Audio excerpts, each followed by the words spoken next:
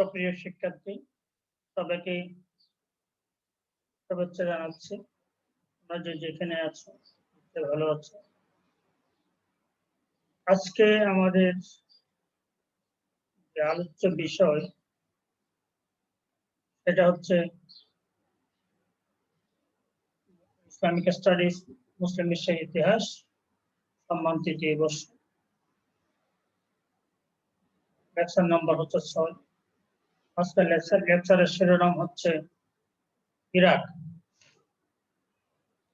তোমরা যে যেখানে আছো ভালো থাকবে এবং লেকচার সম্পন্ন না হওয়া পর্যন্ত তোমরা মনোযোগ সহকারী শোনার জন্য আহ্বান জানাচ্ছি। করোনাকালীন সময়ে তোমরা যে যেখানে আছো ভালো থাকার চেষ্টা করো। আল্লাহর কাছে দোয়া করে যেন আমরা সবাই ভালো থাকি। আল্লাহ তাআলা আমাদেরকে যেন হেফাজত করেন। আমি আমাদের পরবর্তী স্লাইডের দিকে নিয়ে যাচ্ছি।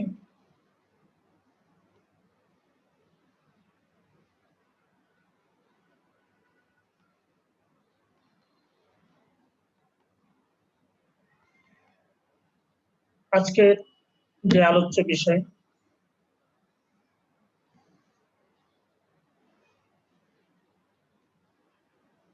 তোমরা এখানে নিশ্চয় একটি চিত্র দেখতে পাচ্ছ, বাগান দেখতে পাচ্ছ। বাগান হচ্ছে সপ্তম আশ্চর্যের একটি, সেটা হচ্ছে ব্যাবিলনের জ্বলন্ত উদ্যান, যেটা তোমরা নাম শুনে থাকবে। বিশ্বের যেখানে ব্যাবিলনের কথা আসবে, যেখানে জ্বলন্ত উদ্যানের কথা আসবে, সেখানে অবশ্যই বর্তমানে ইরাকের কথা আসবে। এই ইরাক নিয়ে বিস্তারিত আলোচনার জন্য তোমাদেরকে আমি পরবর্তী স্লাইডে নিয়ে যাচ্ছি। আমাদের আলোচনা বিষয় থেকে আজকে যে বিষয়গুলো তোমরা জানতে পারবে সেটা হচ্ছে ইরাকের পরিচয় সম্পর্কে জানতে পারবে, ইরাক প্রজাতন্ত্র প্রতিষ্ঠার ইতিহাস তোমরা জানবে, মুসলিম শাসনের সংক্ষিপ্ত পরিচয় সম্পর্কে তোমরা জানবে।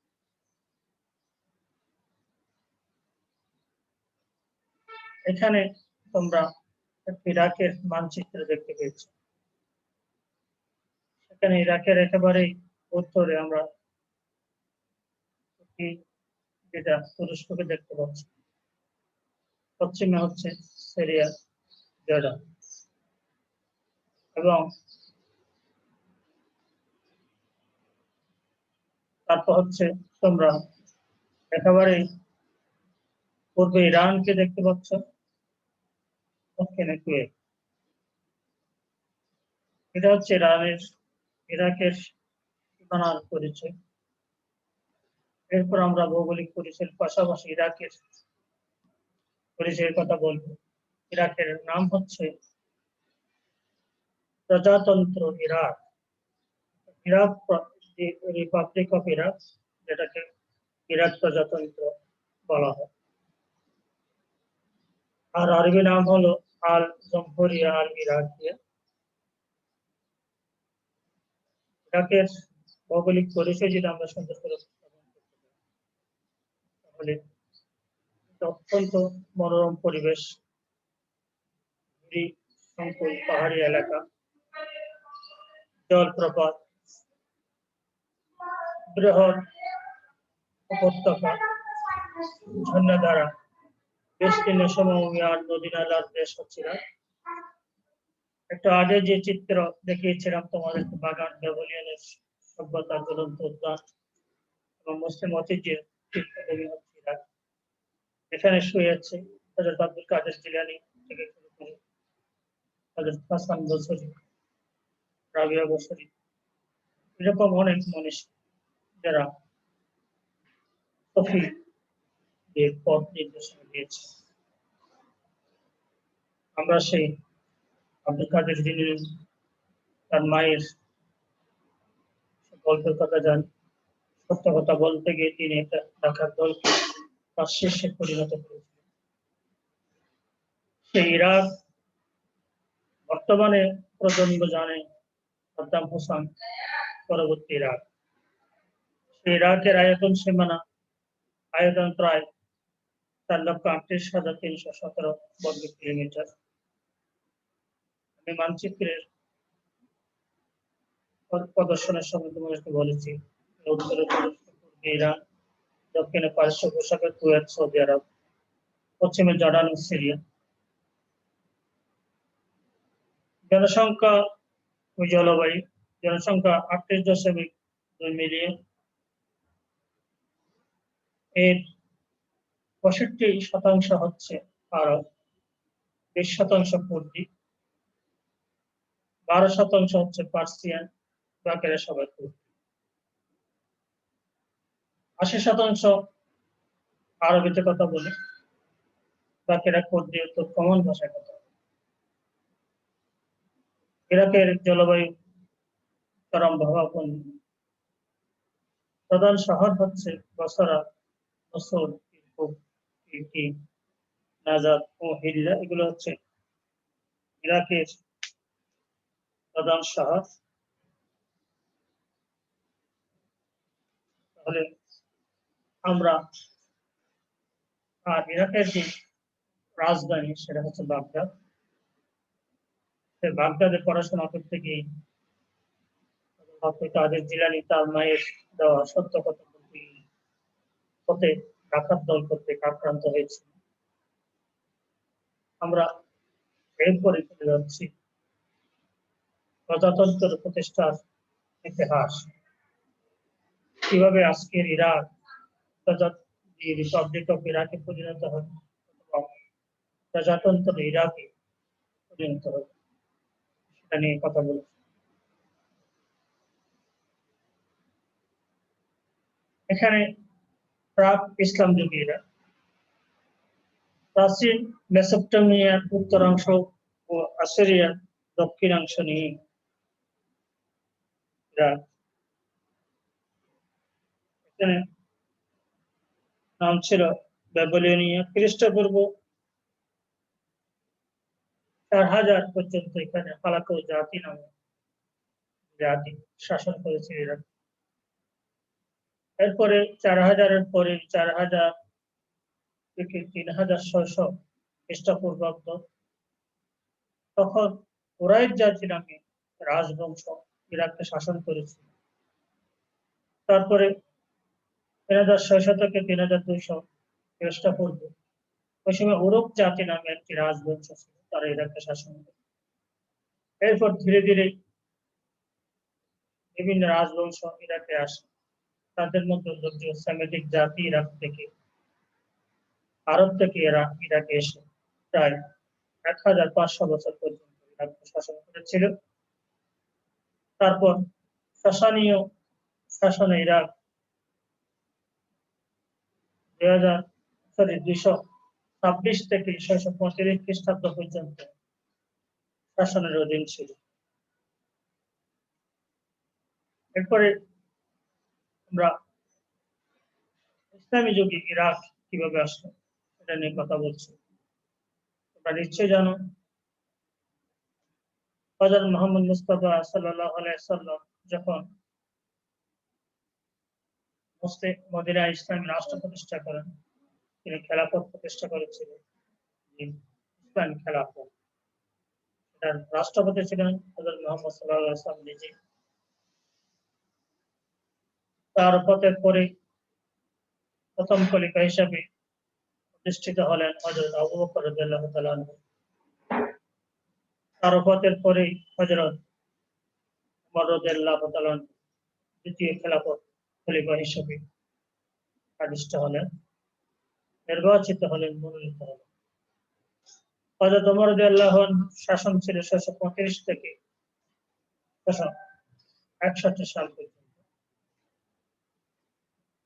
এ সময় তিনি বিভিন্ন দেশে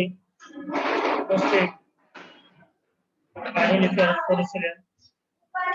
বিভিন্ন সাহাবীরা দাওয়াত দিয়েছিলেন ইসলামের। যারা দাওয়াত গ্রহণ করেছিলেন তারা সরাসরি মুসলমান হয়ে গেছিলেন।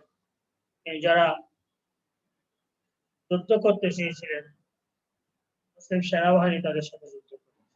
ঠিক এর একটি প্রেক্ষাপটে হযরত সাদ ইবনে আবি ওয়াক্কাস রাদিয়াল্লাহু তাআলা মেসোপটেমিয়া দখল করে ওই অঞ্চলের নাম রাখেন হচ্ছে ইরাক। সেখানে 667 থেকে 750 পর্যন্ত হুমায়ুরা শাসন প্রতিষ্ঠিত ছিল।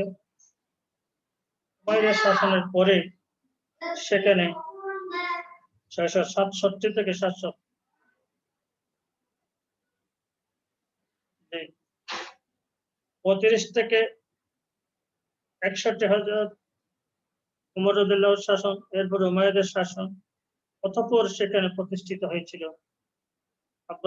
আব্বাসীয়দের শাসন। এভাবে মুসলিম শাসনের বিভিন্ন যুগে ইরাক মুসলিম শাসন বাস্তবায়িত হতে থাকে। সর্বশেষ যে আব্বাসীয় শাসক ছিলেন মুতাসিম বিল্লাহ, তার নেতৃত্বহীনতা, তার শাসনের অভাব, খামখেয়ালিপনার কারণে হালাকু খান নামক এক বীর 1258 খ্রিস্টাব্দে বাগদাদ দখল করেন।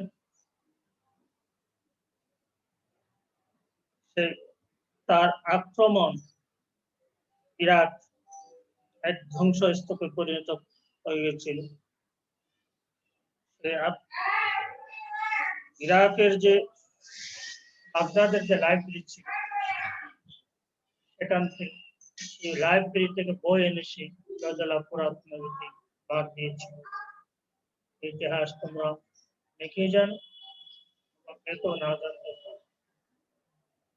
এটা হচ্ছে সে হালাকু খান। এরপরে সেখানে 1336 থেকে 1405 খ্রিস্টাব্দ পর্যন্ত জালোরি বংশ সেখানে প্রতিষ্ঠা লাভ করে। সেখানে জালোরি বংশের যে তৈমুর লং বাগদাদ আক্রমণ করে এবং দখল করে। 1410 থেকে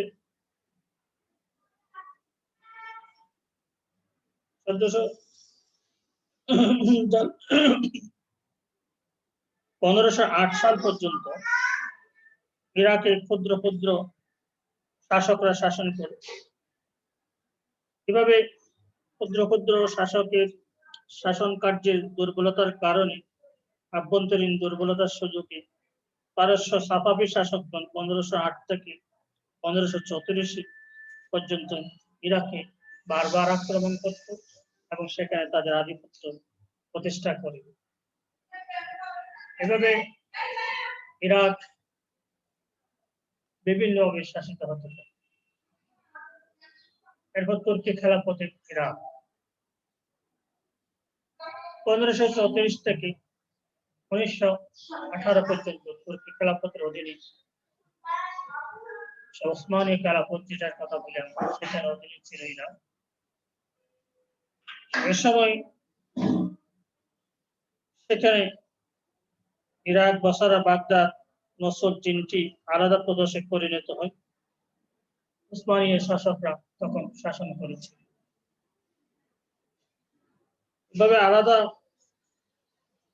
হওয়ার কারণে 1917 সালে প্রথম বিশ্বযুদ্ধের সময় মিত্রশক্তি তুর্কিদের ইরাক থেকে বের করে দেয়। প্রথম বিশ্বযুদ্ধের পরে সেখানে ম্যান্ডেটের শাসন অধীনে ইরাককে স্বাধীনতা দানের প্রস্তুতি নেওয়া হয়। কার্যত এই সময় ইরাক ব্রিটিশ আশ্রিত একটি রাজ্য ছিল। 1920 থেকে 1958 সেবর চুক্তি অনুসারে সেখানে ইরাকে ব্রিটিশ অস্থায়ী শাসন শুরু হয়। 1921 সালে সেখানে শরীফ পুত্র শরীফ হোসেনের পুত্র প্রথম ফয়সালকে বাদশা করে ব্রিটিশ শাসন প্রতিষ্ঠা করা হয়। কিন্তু ইরাকি জনগণ ব্রিটিশ শাসনকে স্বাভাবিকভাবে মেনে নিতে পারেনি। তারা বারবার এর বিরুদ্ধে আন্দোলন করেছে। তাদের জাতীয়তাবাদের চেতনা তারা বারবার আক্রমণ করেছে, আন্দোলন করেছে এবং ব্রিটিশ তাদের শাসন প্রতিষ্ঠা করার জন্য অতঃপর 1919 থেকে 21 সালে জাতীয়তাবাদের আন্দোলন তীব্রতা লাভ করে এবং ব্রিটিশদের সাথে জাতীয়তাবাদীদের যুদ্ধ হয়।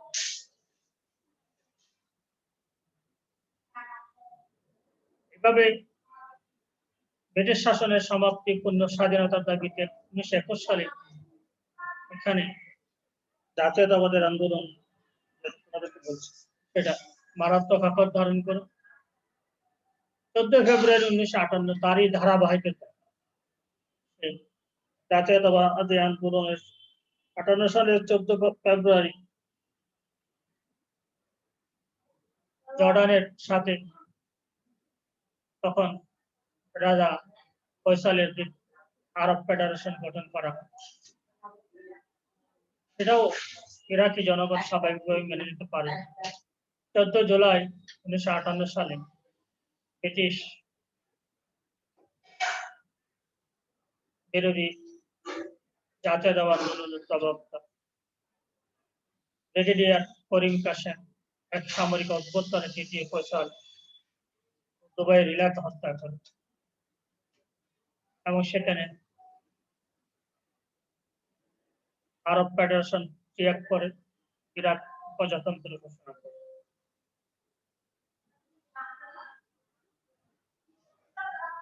এরপরে ইরাকে যে রাজতন্ত্র ছিল সেটাকে বিলুপ্ত ঘোষণা করতে বাধ্য।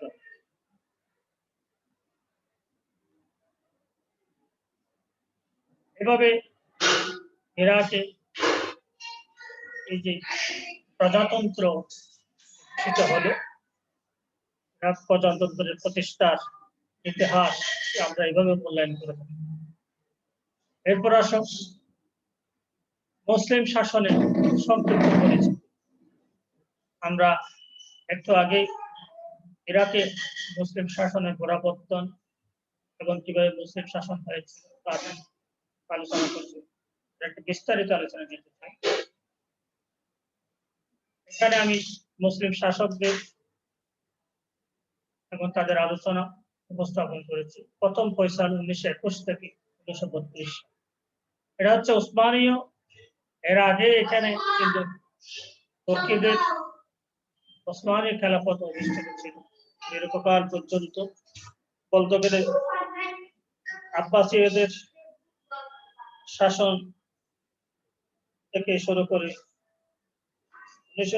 1534 থেকে 1918 সাল পর্যন্ত এখানে সে তুর্কি শাসন ছিল। তারপর ব্রিটিশ সময়ে ব্রিটিশ পিরিয়ডে যখন ম্যান্ডেট শাসন হয় তখন ইরাকে ব্রিটিশ অনুগত বিভিন্ন মুসলিমকে তাদের বাদশাহ হিসেবে ঘোষণা হয়। তার মধ্যে প্রথম ফয়সাল হোসেন ফয়সাল অন্যতম 1921 থেকে 1932। সেখানে শরীফ ফয়সালের পুত্র প্রথম ফয়সালকে বাদশাহ ঘোষণা করা হয় 1921 সালে। ইরাক ব্রিটেন যে সন্ধি হয় ইসলামী আরব জাহান থেকে ইরাককে বিচ্ছিন্ন করার একটা ষড়যন্ত্র করা হয়। বিচ্ছিন্ন না করতে পারলে ইরাককে ব্রিটিশরা শাসন এবং শোষণ করতে পারবে। ইরাকের জনগণ সে সন্ধি গ্রহণের অস্বীকৃতি জানায় এবং সাধারণ রাষ্ট্রের জন্য আন্দোলন।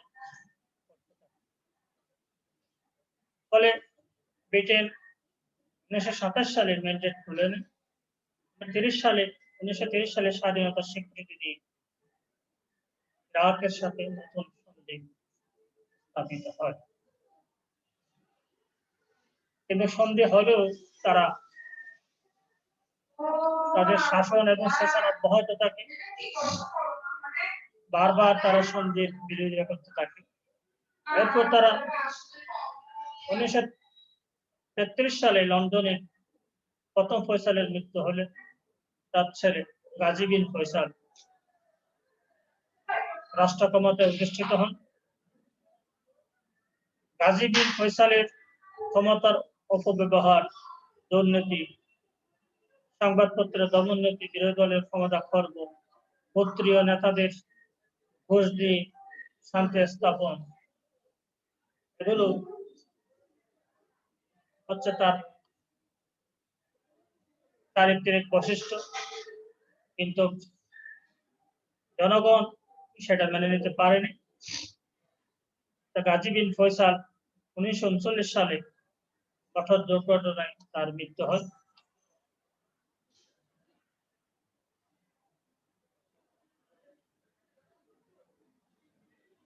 এরপরে দ্বিতীয় ফয়সাল 1939 সালে থেকে 58 সাল পর্যন্ত। গাজী বিন ফয়সাল যখন মৃত্যুবরণ করেন কঠোর দুর্ঘটনায়, তখন দ্বিতীয় ফয়সালের বয়স ছিল মাত্র 3 বছর। 3 বছরের বালককে দ্বিতীয় ফয়সালকে বাদশাহ হিসাবে করা হয় এবং চাচা আমির আব্দুল্লাহ তার রাজপ্রতিনিধি নিযুক্ত হন। 1953 সাল পর্যন্ত শাহজাদার অভিভাবক ছিলেন আমির আব্দুল্লাহ। কিন্তু ইরাকের স্বাধীনতাকামী জনগণ, জাতীয়তাবাদী জনগণ তাদের দুঃশাসনকে কখনো সহজভাবে মেনে নিতে পারেনি। সেজন্য 1952 সালে ব্যাপক আন্দোলন হয়। ছাত্ররা আন্দোলন করলে সামরিক শাসন জারি করা হয়। এভাবে আন্দোলন আরো তীব্র আকার ধারণ করতে থাকে।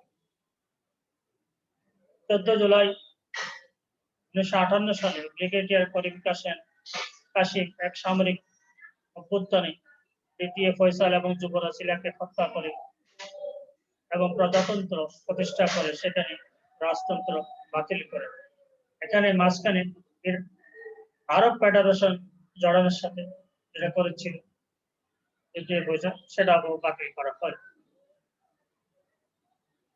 এভাবে ইরাকে মুসলিম শাসন চলতে থাকে।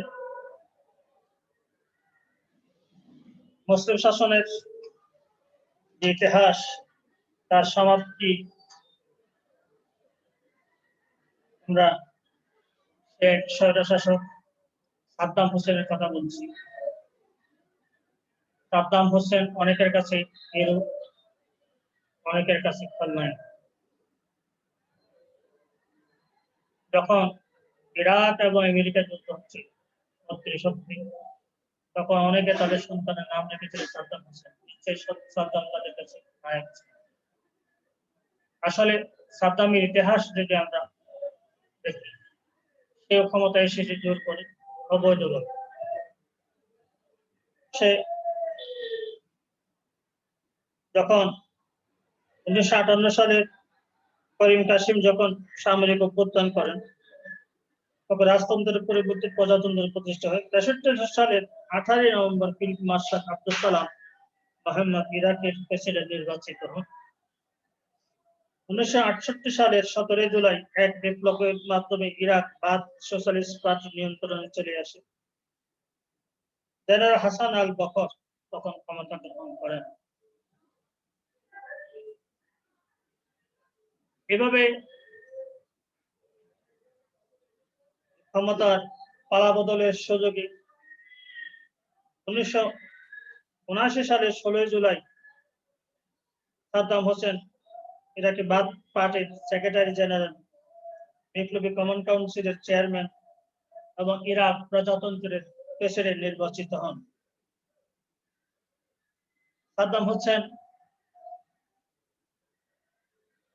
তার ক্ষমতাকে সরিয়ে করার জন্য রিপাবলিকান গার্ড বাহিনী গঠন করেন এবং তার পুত্র বুশে ছিল তখন এই বাহিনী তার শাসন ব্যবস্থাকে সুদূর প্রসারী করতে সাহায্য করেছিল। তখন ইরাক, উত্তর ইরাক এবং দক্ষিণ ইরাক প্রশাসনিক সুবিধার জন্য বিভাগ করেছিল এবং সাদ্দাম পুত্র বুশে ছিল দুই বাহিনীর পরিচালক দীর্ঘ 23 বছরের দাপটের সাথে ইরাক শাসন করে সাদ্দাম হোসেন। শাসনকালে তিনি দুটি যুদ্ধে জড়িয়ে পড়েন, সেটা যে ইরাক কুয়েত যুদ্ধ, এরপর হচ্ছে ইরাকে আমেরিকা নেতৃত্বে যৌথ বাহিনীর আক্রমণ। সেই সাদ্দাম হোসেন 2003 সালে আমেরিকা সাদ্দামের বিরুদ্ধে পারমাণবিক রাসায়নিক জীবাণু অস্ত্র মজুদের অভিযোগে ইরাকে আক্রমণ করে এবং দীর্ঘ আক্রমণ ফলে ইরাকের নিরাপত্তা বহুগুলো ধ্বংস করে দেয় এবং একসময় সাদ্দাম যৌথ বাহিনীর হাতে গ্রেপ্তার হন।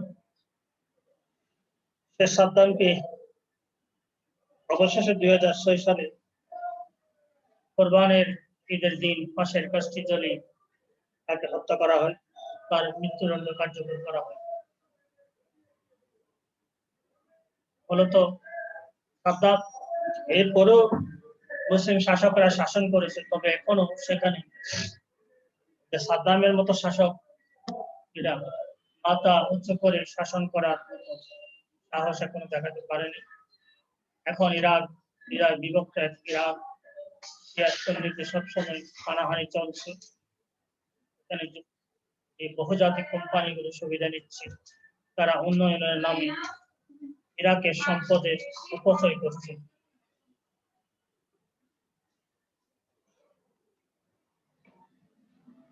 আমরা আলোচনার একেবারে শেষ পর্যায়ে চলে এসেছি। তোমাদের সবাইকে